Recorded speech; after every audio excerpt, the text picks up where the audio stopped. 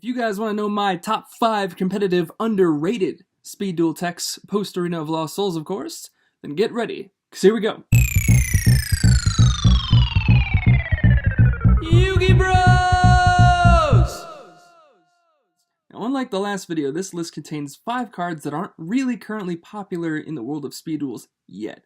However, I still feel like all 5 options can be competitive if played correctly or in the right decks for the April and May season of speed duels, of course. Gonna go once again from 5 to 1, this time 5 being interesting, something you might want to try, to number 1 being pretty relevant in the right deck. So to kick this off, we're starting with number 5, and that card is YuGIOh.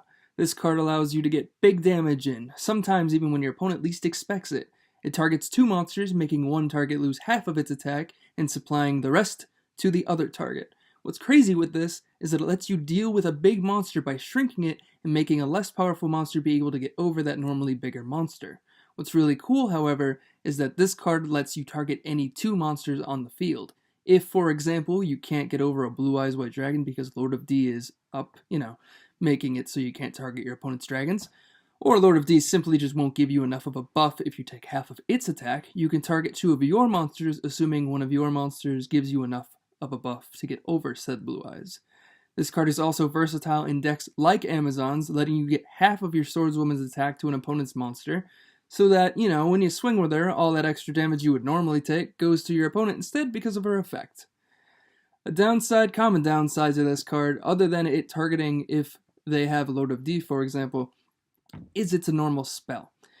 So you can only use it on your main phase. There's no main phase 2 in SBLS, so you're only getting your main phase 1's use. Which also means you can't use it as a battle trap or to lure in your opponent to win a battle on your opponent's turn.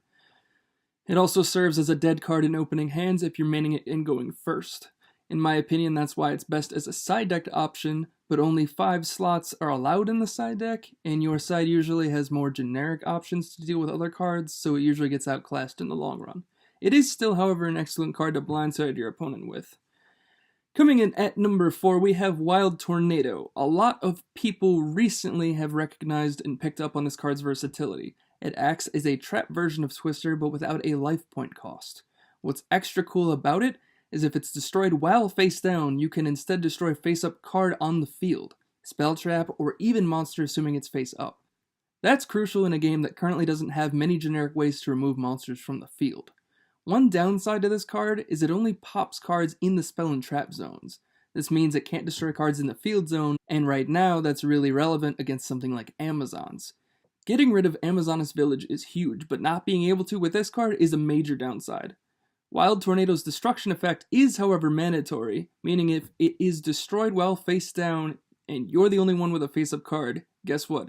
That means you'll have to destroy one of your face-up cards instead. If, however, a spell or trap is going to destroy it, for example, you can chain Wild Tornado to destroy that same spell or trap card that is trying to pop your tornado to avoid this drawback.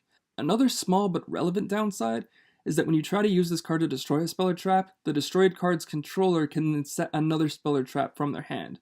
While they can't activate it in the same turn it was set, assuming it's a trap or a quick play spell, they can, however, use it the following turn, and if it's a trap, you basically gave your opponent a free shot to activate a trap that otherwise they'd have to set for a turn first. With a game with no main phase 2, that can become more relevant. At number 3, we have Magic Jammer. Often underrated, Magic Jammer is actually a pretty big deal right now.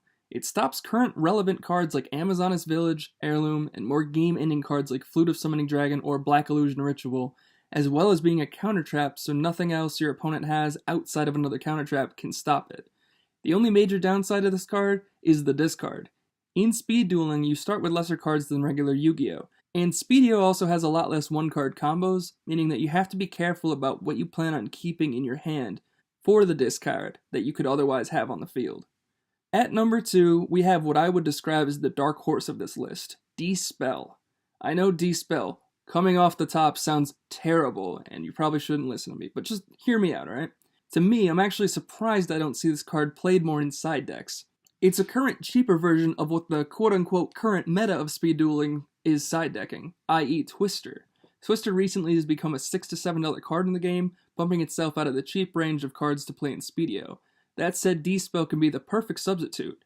People mainly side Twister right now to deal with opponents' face-up spells. Those currently being what I've already said before: Amazoness Village, Heirloom, and against more rogue decks like Harpy's Hunting Ground, Tomb of the Pharaoh, and even Toon World to a lesser extent. And this card also pops face down spells, so those half shots people are now playing in Amazons, gone.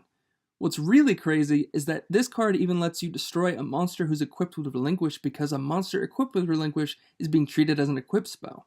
Another big upside from this card compared to Twister is you don't have to pay life points to use it. This is a big deal in 4,000 point Yu-Gi-Oh, and as the game progresses, it only gets better and better. A lot of players fearing Twister will try to get their opponent down to 500 or lower so that they don't have to deal with their opponent top-ticking Twister in the following turn. But with D-Spell, you can now safely disrupt your opponent's plays, all while keeping however many life points you have left. The big downside to this card is that it's another normal spell, not a quick play, so you can only use it during your main phase. Twister's upside compared to this is that you can in fact use it on either turn because it is a quick play. D-Spell also only destroys face-up/face-down spell cards. If you attempt to destroy an opponent's face-down card with D-Spell only to find out that it is a trap, sure, you get the information of what the card is, but the trap gets placed back down and is still live for their opponent to use later on, leaving you essentially with a -1. Now, I wanted to put D-Spell in the number 1 slot, but I feel like this next card is just too powerful and too underrated to not be played more in speed duels. At number 1 we have Half Shut. This is another card a lot of people have recognized recently and picked up on, but I still feel like too many people underrate this card. This is, in my opinion, the second best card out of Arena of Lost Souls, behind Sphere Karibo, of course. This card lets you stay alive in a game, lets you shrink an opponent's monster's attack to effectively do more damage, makes decks like Amazons to be a force to be reckoned with, and so on and so forth. This card should have been an ultra rare in Arena for what it's capable of doing in this game, being both an offensive and defensive card and a quick play nonetheless, allowing you to use it as a battle trap, use it from your hand during your turn at any point in time, and lets you use it in the damage step because it's an attack modifier. Automatically gives it the number 1 slot on this list. Shrinking your Amazoness Swordswoman's attack in half during a Blue Eyes confrontation is often game on the spot, but in addition, she now can't be destroyed in battle that turn, making her more likely to stick around for the following turn and do more damage. The biggest downside of this card is that it simply targets, but when you're using it on your monsters mainly, unless I guess you're playing Blue Eyes, it usually doesn't matter. The only other problem is that the 2 other cards I mentioned earlier on this list, Cough Cough, Magic Jammer, and D-Spell, can destroy and or negate it, but outside of those, and the very limited amount of other options we currently have, this card is going to be sticking around for a long time. Plus, if they do try and D-Spell it, you can chain it assuming there's something on the field you want to use it on. But guys, that concludes my top 5 underrated competitive speed duel text list for the April-May seasons of Speed, of course. Please feel free to answer my question of the day, which is, what underrated techs are you guys playing in your speed duel decks currently? Be sure to like and subscribe as always, and hit that notification bell to get my latest videos as soon as I upload them. But anyways guys, that's gonna be it for this video. Check the link in the description for more Yu-Gi Bros content. I will be uploading a video schedule probably by next week, so stay tuned for that. But above all else, see you later.